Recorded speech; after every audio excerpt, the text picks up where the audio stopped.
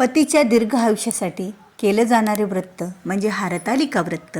आणि हरतालिका व्रत हे यंदा 2025मध्ये वार मंगळवार 26 ऑगस्ट 2025ला आलेलं आहे. आणि या व्रताची महिमा अपरंपार अशी आहे, कारण पार्वती मातेने महादेवच पती मला मिळावा म्हणून हे व्रत आरण्यात आपल्या सखीसोबत केले होते.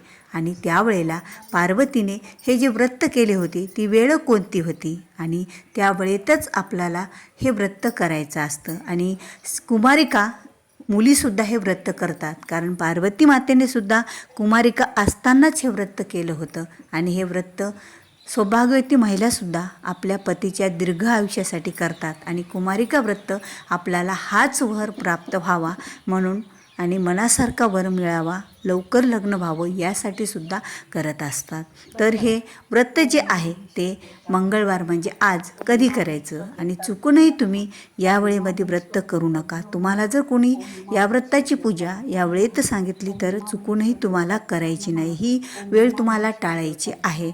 आणि बघा, प्रदोषकाळी माता पार्वतीने पूजा केली होती ती म्हणजे शंभू महादेवाची. आणि प्रदोष काळ हा शंभू महादेवाच्या पूजेला अत्यंत महत्त्वाचा मानला जातो. म्हणून तर आपल्याला आजच्या दिवशी ही पूजा सायंकाळी 4:30च्या नंतर करायची आहे. आणि 4:30च्या नंतर 5 वाजले तेव्हापासून प्रदोष काळ लागतो. 5 ते 7 वाजेच्या दरम्यान प्रदोष काळ असतो, म्हणून 5 ते 7च्या दरम्यान ही पूजा करायची आहे.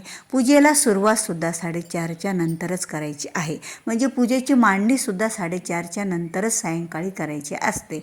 आणि बघा, ही पूजा करताना माता पार्वतीने हे वाळुका म्हणजे वाळूचं शिवलिंग तयार करून पूजा केली होती. आणि या पूजेमध्ये आपल्या घरामध्ये कितीही शिवलिंगे असले तरीही आपल्याला ही पूजा वाळूचंच शिवलिंग काढून करायची असते, कारण या पूजेला पार्वती मातेने अरण्यामध्ये वाळूचंच शिवलिंग काढून पूजा केली होती. तशीच आपल्याला पूजा करायची आहे. बघा, ही पूजा कधी करायची आहे तर सायंकाळी करायची आहे. पण चुकून हा एक वेळ आपल्याला टाळायचा आहे. तो वेळ म्हणजे राहू काळाचा. आणि बघा, दररोजच एक वेळ असा असतो की 1.5 तासाचा राहू काळ असतो आणि त्या वेळेमध्ये शुभ कामेही केली जात नाहीत. आणि हरतालिका व्रत तर हे आपल्या सर्व स्त्रियासाठी सगळ्यात शुभ काम हे आहे, कारण आपल्या पतीच्या दीर्घ आयुष्यासाठी त्याला आपल्याला अखंड सौभाग्य प्राप्त होण्यासाठी हे व्रत आपण करत असतो. कुमारिकांना सुद्धा चांगला वर प्राप्त होण्यासाठी हे व्रत त्या करणार आहेत. तर हे व्रत करताना हा अशुभ वेळ जो असतो राहू काळ तो टाळायचा असतो. आणि या वेळेमध्ये कुठलीच कामे केलेली याचं फळ हे शुभ मिळत नसतं. आणि म्हणून तर या वेळेमध्ये ती कामे केलेली जात नाही आहेत.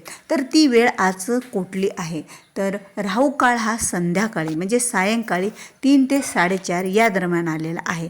म्हणून सायंकाळी 3 ते 4:30च्या दरम्यान ही पूजा करायची नाही आहे. ह्या पूजेची मांडणीसुद्धा आपल्याला करायची नाही आहे, कारण राहू काळामध्ये कुठलीच पूजा सेवा आराधना ही केली जात नाहीत, कारण शुभ मुहूर्तावर शुभ काळातच हरतालिकेची पूजा ही केली जाते. म्हणूनच 4:30च्या नंतर आपल्याला पूजेला सुरुवात करायची आहे आणि प्रदोष काळात ही पूजा करायची आहे.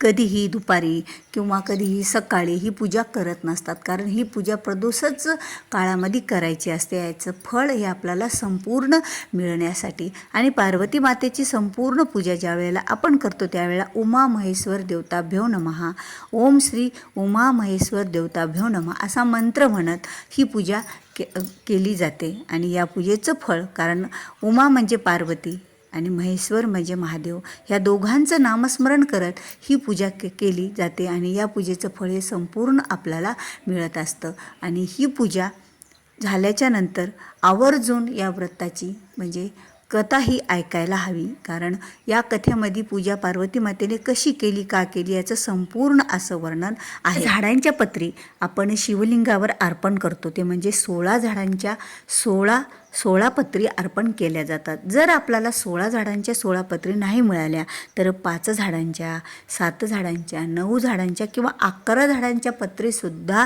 शिवलिंगावर अर्पण करण्याची प्रथा आहे. आणि त्याचबरोबर जेवढे फुले आपल्याला मिळतील आज तेवढे फुले शिवलिंगाला अर्पण करायचे आहेत. पण चुकूनही शिवलिंगाच्या मुख्य जे आपलं शिवलिंग आहे वाळुकाचं त्या शिवलिंगावर मुख्य शिवलिंगावर आपल्याला चुकूनही लाल फूल डोक्यावर डोक्यावर अर्पण करायचं नाही आहे, कारण महादेवाच्या डोक्यावर जर लाल फूल अर्पण केलं तर महादेवाला राग येत असतो. म्हणून ही चूक आपल्याला आवर्जून टाळायची आहे. मग तुम्ही पांढरं, पिवळं, कुठलंही निळं कुठलंही फूल महादेवाच्या डोक्यावर अर्पण करू शकता. पण लाल फुले जिथे पार्वती माता महादेवाच्या शिवलिंगामध्ये विराजमान आहेत, गणपती बाप्पा विराजमान आहेत, त्याच ठिकाणी लाल फूल हे अर्पण करायचं असतं. पूजा झाल्याच्या नंतर जे काही पार्वती मातेसाठी ओटी भरायची आहे त्यामध्ये थोडेसे गहू घ्यावे, एक सुपारी घ्यावी आणि त्याचसमोर खणा नारळाने ओटी भरावी आणि बांगड्या घ्याव्या. 11 किंवा 21 बांगड्या त्यामध्ये ठेवाव्या आणि जे काय अलंकार असतील, आपले जोडवे, मणिमंगळसूत्र, पोत, ह्या सर्व गोष्टी ज्या अलंकार देवीचे ते जेवढे तुमच्याकडे असतील अवेलेबल तेवढे अलंकारांची ओटी ही पार्वती मातेला भरायची असते. आणि संपूर्ण पूजेच्या नंतर ओम नमः शिवाय, ओम नमः शिवाय या मंत्राचा जप करत 108 हे तांदूळ अख्खे शिवलिंगावर अर्पण करायचे असतात. म्हणजे या पूजेचं संपूर्ण फळ हे आपल्याला मिळत असतं. तर खरंच ही पूजा अशा प्रकारे आपल्याला सायंकाळी प्रदोष काळातच करायची आहे. महिलांनो, तुम्हाला कुणी कितीही सांगू या वेळेत पूजा करा, पण तुम्ही सायंकाळी 3 ते 4:30चा हा वेळ टाळायचा आहे. आणि 4:30च्या नंतर तुम्हाला पूजेला मग पुढे कितीही वाजू, तुम्हाला 8 वाजेपर्यंत 8:30 वाजेपर्यंत ही पूजा केली तरीही चालते, कारण प्रदोष काळात पूजा केलेली पूजेचं संपूर्ण फळ हे आपल्याला मिळत असतं. तर तुम्हाला हा माझा व्हिडिओ आवडला असेल तर व्हिडिओला लाईक करा, शेअर करा. जर चॅनलवर नवीन असाल तर चॅनलला सबस्क्राईब करायला विसरू नका, कारण असेच नवीन माहितीपूर्ण व्हिडिओ माझ्या चॅनलवर तुम्हाला पाहायला मिळतील आणि तुमच्यापर्यंत अगोदर येतील.